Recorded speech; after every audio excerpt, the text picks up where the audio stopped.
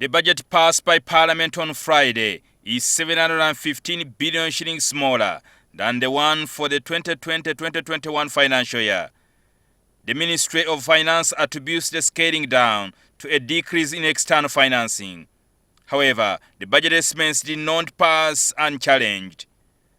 The Dokolo woman MP Cecilia Ogwal team and the Butambala County MP Muwanga Kivumbi disagreed with some aspects of the budget and wrote an alternative minority report. So we advise government to do three things at the same time. One, deal with the emergency, that is testing and doing whatever they were doing, but at the same time rehabilitate and equip the current hospitals.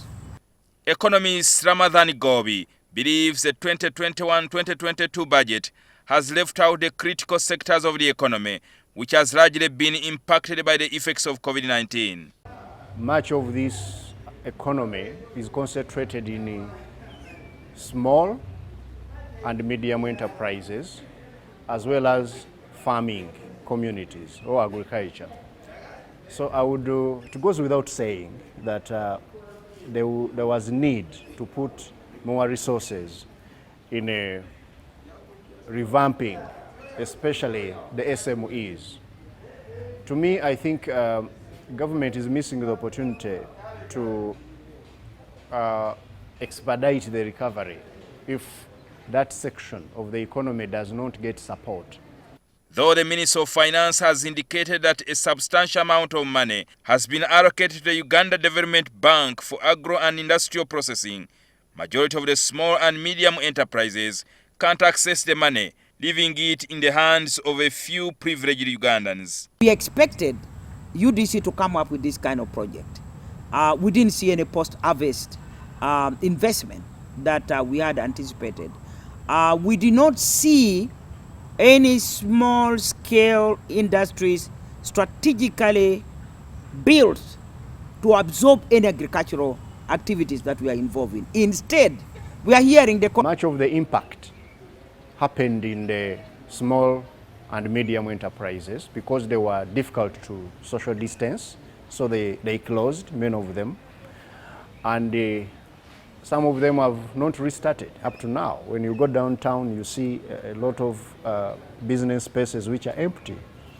So they would have put money in that area to de-risk for private finance to come in.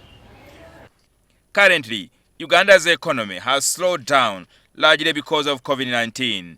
Despite this declining trend, the government has opted to spend 38% of the 44.7 trillion on debt financing.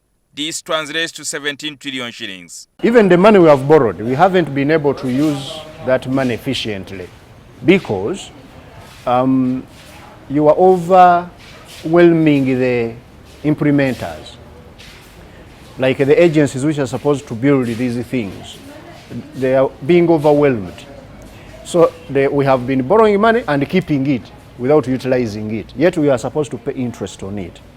So the return on the debt we have borrowed has been lower than it should have been because of the speed at which we borrowed. And going forward, I think we have overutilized the fiscal space. We shall find it difficult in the future to get money from the market without hurting the private sector. Where shall we get the money from? That's question number one. But if we have some money, or if we had some money in the contingency fund, at least we can comfortably deal with some emergencies. You are aware that many districts have been affected by the flood recently. In the last, is going to go towards security and even amortization money. Much of the borrowed money in the last 2 years, you are borrowing to finance security. Despite the heavy borrowing, largely from external funders, government has hoped to increase its domestic borrowing. Gobi believes this is not sustainable for the economy and will skyrocket the interest rates by commercial banks and lenders. No, it's not good to borrow internally. Actually, in economics, we encourage governments to borrow externally, especially from concessional sources. I wouldn't want to encourage government to borrow internally. And we get more concessional debt. And we utilize that instead of coming for this domestic money to compete with the private sector. This is keeping the interest rates sticky. They are not reducing because government is providing a better alternative to the banks for their money. And banks now have a lot of money. If government actually stays away, interest rates are going to reduce in Uganda. According to Ogwal, a lot of money has been allocated to unproductive sectors. A case in point, about 87 billion shillings will be used for welfare and entertainment.